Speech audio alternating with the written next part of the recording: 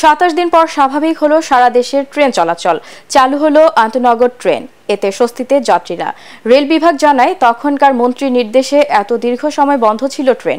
এতে শুধু টিকিট বিক্রিতেই ক্ষতি হয়েছে শত কোটি টাকা।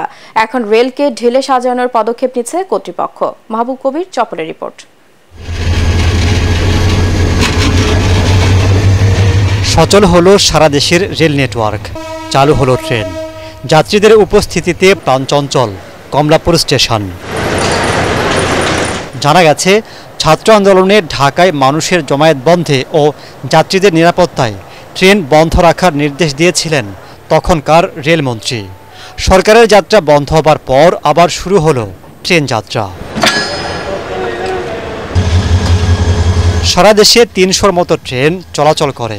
প্রতিদিন যাত্রী পরিবহন হয় ২.৫ লাখ।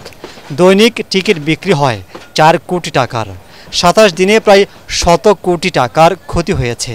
তারপরও ট্রেন চলাচল শুরু হয় স্বস্তিতে যাত্রীরা। ট্রেনটা আমাদের জন্য খুব জরুরি ছিল। রোডের যে জ্যামের অবস্থা, সেখান থেকে বাঁচার জন্য হলেও আমাদের ট্রেনটা খুব স্বস্তি নিয়ে আসছে। ট্রেনটা চালু হওয়ার পরে আপনার জনগণ অনেক খুশি হয়েছে এবং শান্তি মতে দেশের বাড়িতে যাইতেছে, অফিস আদালত করতে পারতেছে। ট্রেনে চললে একটা সুবিধা আছে, যানজট কম থাকে, সহজে যাওয়া যায়, আর তারপরে ভাড়াটা একটু কম লাগে।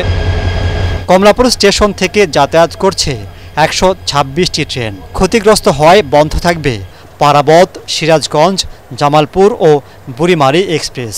দুর্নীতির রাশ টেনে ধরে যাত্রীর সেবা বাড়াতে বিভিন্ন পদক্ষেপ নেয়ার কথা জানান রেলের মহাপরিচালক। যেহেতু এখন বৈষম্য নিয়েই কথা, আমরাও চাই যে অন্তত আমাদের সব ক্ষেত্রে আমাদের যারা কর্মচারী যারা আছে, রেলে কাজ করতেছে, কর্মকর্তা যারা আছে বা যে পর্যায়ে থাকুক না কেন, তাদের মধ্যে যে সমস্ত ক্যাবগুলো আছে, যাত্রীদের যে চাওয়া পাওয়ার যে বিষয়গুলো আছে, সেই চাওয়াগুলো যতটুকু সম্ভব অ্যাড্রেস করার দরকার, যেগুলো আমরা সেগুলো অ্যাড্রেস করব, যাতে সব কিছু একটা নতুনভাবে সুন্দরভাবে চলতে পারে। আপাতত বন্ধ থাকবে ভারতের সাথে ট্রেন যোগাযোগ। বাংলাদেশ রেলওয়ে জনগণের সম্পত্তি হলেও রাজনৈতিকভাবে ব্যবহার করা হয়েছে বারবার।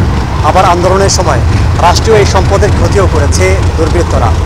রেল যাতে স্বাধীনভাবে চলতে পারে সেই ব্যবস্থা নিশ্চিত করতে এই সরকারের প্রতি আহ্বান সাধারণ মানুষের।